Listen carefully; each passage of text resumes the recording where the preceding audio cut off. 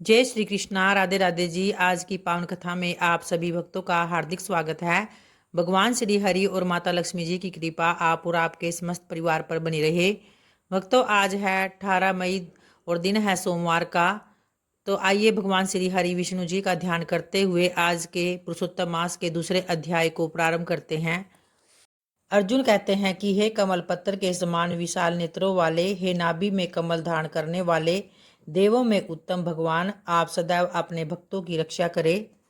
तो श्री व्यास जी के शिष्य परम बुद्धिमान लोमहर्षण जी ने एकांत में बैठे हुए जब एक बार उग्र सर्वा नामक सूत जी से कहा कि हे बेटा, तुम ऋषियों के आश्रमों पर जाओ और उनके पूछने पर संपूर्ण धर्मों का वर्णन करो। तो तुमने मुझसे जो संक्षेप सुना है वह उन्हें विस्तार पूर्वक सुनाओ। मैंने महर्षि वेदव्यास जी के मुख से समस्त पुराणों का ज्ञान प्राप्त कर लिया है और वह सब तुम्हें बता रहा हूँ। अतः अब मुनियों के समक्ष तुम उनका विस्तार के साथ वर्णन करो।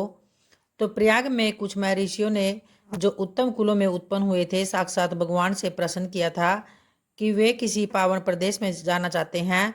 तो भगवान नारायण ही उनके सब हितैषी हैं। तो वे धर्मानुष्ठान की इच्छा रखने वाले उन महर्षियों के पूछने पर बोले कि हे मुनिवरों, यह सामने जो चक्र दिखाई दे रहा है, इसकी कहीं भी तुलना नहीं हो सकती। इसकी नाभि सुंदर और स्वरूप दिव्य है, क्योंकि यह सत्य की ओर जाने वाला है और इसकी गति सुंदर एवं कल्याणमयी भी है। तुम लोग सावधान होकर नियम पूर्वक इसके पीछे पीछे जाओ और तुम्हें अपने लिए हितकारी स्थान की प्राप्ति जरूर होगी। तो यह धर्ममय चक्कर यहाँ से जा रहा है और जाते जाते जिस स्थान पर इसकी नेमी जीर्ण शीर्ण हो कर गिर पड़े, तो उसी को पुण्यमय प्रदेश समझना। और उन्हीं महर्षियों से ऐसा कहकर भगवान अंतर्ध्यान हो गए और वह धर्म चक्कर नमस्यारण्य गंगावर्त नामक स्थान पर जा गिरा। तब ऋषियों ने निमि क्षीण होने के कारण उस स्थान का नाम नैमिष रखा और नमस्यारण्य में दीर्घकाल तक चालू रहने वाले यज्ञों का अनुष्ठान आरंभ कर दिया। और वहीं तुम भी जाओ और ऋषियों के पूछने पर उनके धर्म विषयक संशयों का निवारण करो। तदनंतर ज्ञानी उग्र सर्वा पिता की आज्ञा मानकर और उन मुनीश्वरों के पास गए तथा उनके चरण पकड़कर हाथ जोड़कर उनको प्रणाम करने लगे। तो सूत जी बड़े बुद्धिमान थे और उन्होंने अपनी नम्रता और प्रणाम आदि से महर्षियों को संतुष्ट कर दिया। और यज्ञ में भाग लेने के लिए महर्षि भी सदस्यों सहित बहुत प्रसन्न हुए तथा सब ने एकत्रित होकर फिर सूत जी का यथायोग्य सत्कार भी किया। और तब ऋषि बोले कि हे देवताओं के समान तेजस्वी सूत जी, आप कैसे और किस दिशा देश में जा रहे हैं? आपके आने का क्या कारण है? कृपा करके हमें बतलाइए। तब सूत जी ने कहा कि हे महर्षियों, मेरे बुद्धिमान पिता व्यास शिष्य लोमहर्षण जी ने मुझे यह आज्ञा दी है कि तुम मुनियों के पास जाकर उनकी सेवा में लगे रहो और वे जो कुछ भी पूछे उसे बतलाओ। आप सब मेरे लिए परम पूजनीय हैं, इसलिए आप आज्ञा दीजिए कि आपको मैं कौन कौन से पुराण इतिहास सुनाऊं। तो सूत जी का यह मधुर वचन सुनकर वे श्रेष्ठ महर्षि बहुत प्रसन्न हुए और अत्यंत विश्वसनीय विद्वान लोमहर्षण पुत्र उग्र सर्वा को उपस्थित देखकर उनके हृदय में पुराण सुनने की इच्छा जागृत हुई। उस यज्ञ में यजमान भी थे और महर्षि शौनक जो संपूर्ण शास्त्रों के विशेषज्ञ, मेधावी तथा विज्ञान में आरण्यक भाग के आचार्य थे, वे सब महर्षियों के साथ श्रद्धा का आश्रय लेकर धर्म सुनने की इच्छा से बोले। तब शौनक जी ने कहा कि हे महाबुद्धिमान सूत जी, आपने इतिहास और पुराणों का ज्ञान प्राप्त करने के लिए ब्रह्म ज्ञानियों में श्रेष्ठ भगवान व्यास जी की बलिभांति आराधना की है। तो उनकी पुराण विषयक श्रेष्ठ बुद्धि से आपने अच्छी तरह लाभ उठाया है। अतः हे मामते, यहाँ जो भी ये श्रेष्ठ ब्राह्मण विराजमान है, इनका मन भी पुराणों में लग रहा है, तो ये पुराण सुनना चाहते हैं। अतः आप इन्हें पुराण सुनाने की भी कृपा करें। ये सभी श्रोता जो यहाँ एकत्रित हुए हैं बहुत ही श्रेष्ठ हैं और भिन्न भिन्न गोत्रों में इनका जन्म हुआ है। ये वेदवादी ब्राह्मण अपने अपने वंश का पौराणिक वर्णन सुनना चाहते हैं। तो इस दीर्घकालिक यज्ञ के पूर्ण होने तक आप मुनियों को पुराण सुनाइए। हे महाप्रज्ञ, आप इन सब लोगों से पद्म पुराण की कथा कहिए। पद्म पुराण की उत्पत्ति कैसे हुई, उससे ब्रह्मा जी का आविर्भाव किस प्रकार हुआ तथा कमल से प्रकट हुए ब्रह्मा जी ने किस तरह जगत की सृष्टि की, ये सब बातें इन्हें बताने की कृपा करे। तो उनके इस प्रकार पूछने पर लोमहर्षण कुमार सूत जी ने सुंदर वाणी में कुसुम अर्थ से भरा हुआ न्याय युक्त वचन कहा कि हे महर्षियों, आप लोगों ने जो मुझे पुराण सुनाने की आज्ञा दी है, इससे मुझे बड़ी प्रसन्नता हुई है। यह मुझ पर आपका महान अनुग्रह है। तो संपूर्ण धर्मों के पालन में लगे रहने वाले पुराण वेता विद्वानों ने जिनकी भली भांति व्याख्या की है, उन पुराणोक्त विषयों में मैंने जैसा सुना है उसी रूप में वह सब आपको सुनाऊंगा। तो सत्पुरुषों की दृष्टि में सूत जाति का सनातन धर्म यही है कि वह देवताओं, ऋषियों तथा अमित तेजस्वी राजाओं की वंश परंपरा को धारण करे और उसे याद रखे तथा इतिहास और पुराणों में जिन ब्रह्मवादी महात्माओं का वर्णन किया गया है उनकी स्तुति भी करे। क्योंकि जब वेन कुमार राजा पृथु का यज्ञ हो रहा था तो उस समय सूत और मागध ने पहले उन महाराजा की स्तुति ही की थी। तो उस स्तुति से संतुष्ट होकर महात्मा पृथु ने उन दोनों को वरदान दिया था और वरदान में उन्होंने सूत जी को सूत नामक देश और मागध का राज्य प्रदान किया। तो क्षत्रिय के वीर्य और ब्राह्मणी के गर्भ से जिनका जन्म होता है वह सूत कहलाता है।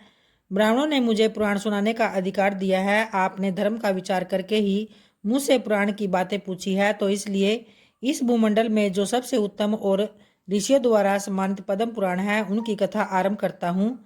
ओम नमो भगवते विष्णुवे नमः। और आइए अब पुरुषोत्तम मास महात्म्य के दूसरे अध्याय को प्रारंभ करते हैं। एक बार बहुत से ऋषि मुनिजन नैमिषारण्य तीर्थ में जाकर यज्ञ करने में तत्पर थे। तो उसी समय श्री सूत जी तीर्थयात्रा के निमित्त भ्रमण करते हुए अपने शिष्यों सहित वहां पर आए और मुनियों को देखकर नमस्कार कर आनंद मगन हो गए। तब वल्कल वस्त्र पहने हुए प्रसन्न मुख, चेहरे पर कांति वाले, परमार्थ में निपुण, चंदन से शोभायमान और तुलसी की माला तथा जटाओं का मुकुट धारण किए हुए महाशरणम इस अद्भुत मंत्र को जपते हुए श्री सूत जी को देखकर नैमिषारण्य के महर्षि लोग उठकर खड़े हो गए और मुनियों ने हाथ जोड़कर कहा कि हे सूत जी, हम सब लोगों को भगवान की अद्भुत कथाओं को सुनने की तीव्र इच्छा है। तब सूत जी ने प्रसन्नता से सब ऋषियों के आगे हाथ जोड़कर नमस्कार किया और ऋषि कहने लगे कि हे सूत जी, हमने आपके लिए सुंदर आसन बनाया है, आप इस पर विराजित होइए और आप बड़े भाग्यवान हैं। आपने गुरु की कृपा से ही भागवत के रहस्यों का वर्णन करने की शक्ति प्राप्त की है। तो इस संसार सागर में हजारों बातें सुनने योग्य है, परंतु उनमें जो भी सारी वस्तु है संसार सागर में डूबते हुए को पार करने के लिए जो भी शुभ श्रेष्ठ कथा आपके विचार में हो तो वह हमें बताने का कष्ट करे। तो इस पर श्री सूत जी कहने लगे, हे विप्रो, मेरे वचनों को सुनो। मैं पहले पुष्कर तीर्थ गया और वहां से हजारों तीर्थों में होता हुआ मैं फिर हस्तिनापुर को चला गया। वहां राजा परीक्षित अपने राज्य को छोड़कर अनेक महापुण्यवान ऋषियों के साथ गंगा किनारे जा रहे थे। तो उनमें अनेक सिद्ध योगी और महासिद्ध योगी मुनि भी थे। मैं वहां पर उस समाज को पूछ ही रहा था तो वहां श्री कृष्ण भगवान के चरण कमल में मन लग गए और महामुनि व्यास जी के पुत्र सुखदेव जी भी वहां पधारे हुए थे, जिनकी 8 वर्ष की आयु, संख के समान कंठ, ऊंचे और चिकने केसों से गिरा हुआ मुख, दृढ़ कंधे, चमकती हुई कांति थी। वह अवधूत वेश ब्रह्मा स्वरूप थे। तो ऐसे महामुनि सुखदेव जी को देखकर मुनि हाथ जोड़कर खड़े हो गए और तब मुनियों के बनाए हुए कमल चक्र जैसे ऊंचे आसन पर सुखदेव जी को बिठाया गया। तो उस आसन पर बैठे हुए ज्ञान समुद्र के चंद्रमा सुखदेव जी ऋषियों की पूजा को ग्रहण कर ऐसे सुशोभित हो रहे थे जैसे कि तारागण में चंद्रमा सुशोभित होता है। फिर सूत जी कहते हैं कि हे ऋषियों, श्री सुखदेव जी को राजा परीक्षित को श्रीमद् भागवत की कथा सुनाते हुए देखकर मैं आया। तब ऋषि कहने लगे कि हे सूत जी, जो कुछ आपने वेद व्यास जी के मुख से सुना हो वही कथा हमें भी सुनाने की कृपा करे। तो सूत जी बोले, हे ऋषियों, जैसा मुझ में ज्ञान है और मैंने व्यास जी के मुख से सुना है वह मैं तुमसे कहता हूँ। एक समय जब नारद जी विचरते हुए भगवान नारायण के निवास स्थान पर जा पहुँचे तो वहाँ पर भगवान के चरणों से अलकानंदा नदी बह रही थी। वहाँ पर ब्रह्मा में लीन जितेंद्रिय निर्मल और तेजोमय ऋषि को देखकर भगवान ने उनको फिर नमस्कार किया।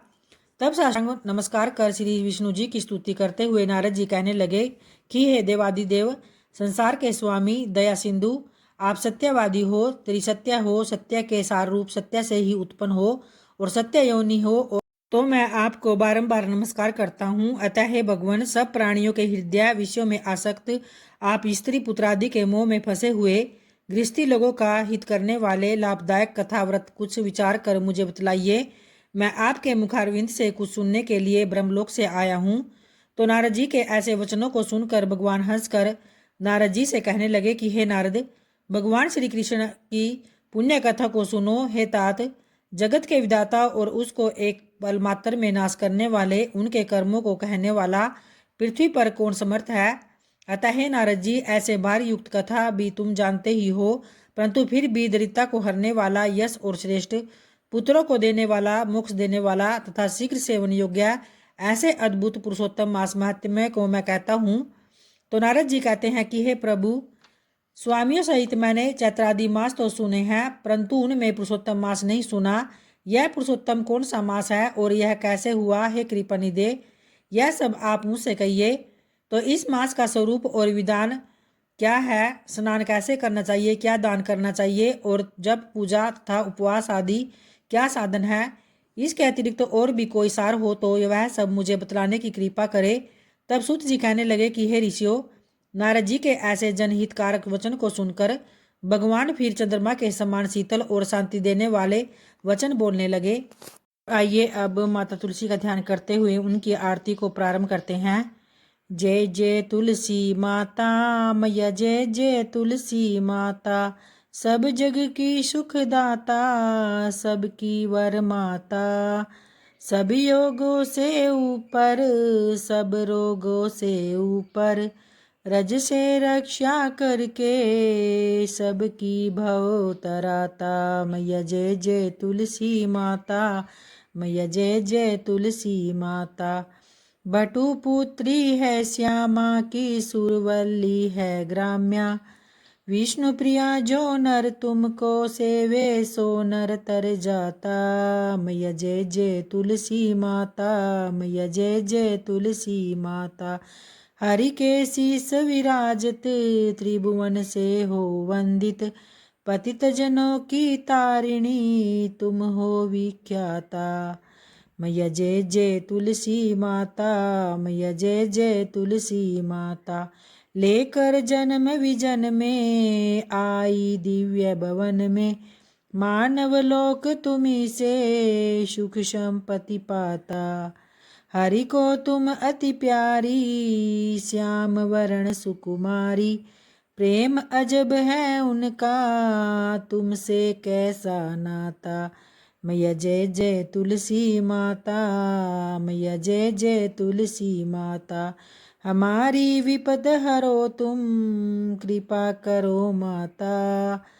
मैया जय जय तुलसी माता, मैया जय जय तुलसी माता। सब जग की सुखदाता, सबकी वर माता। मैया जय जय तुलसी माता, मैया जय जय तुलसी माता। प्रेम से बोलिए माता तुलसी जी की जय, भगवान विष्णु जी की जय। धन्यवाद भक्तों, और सभी पिछली कथाओं को सुनने के लिए आप सभी भक्तों का दिल से धन्यवाद।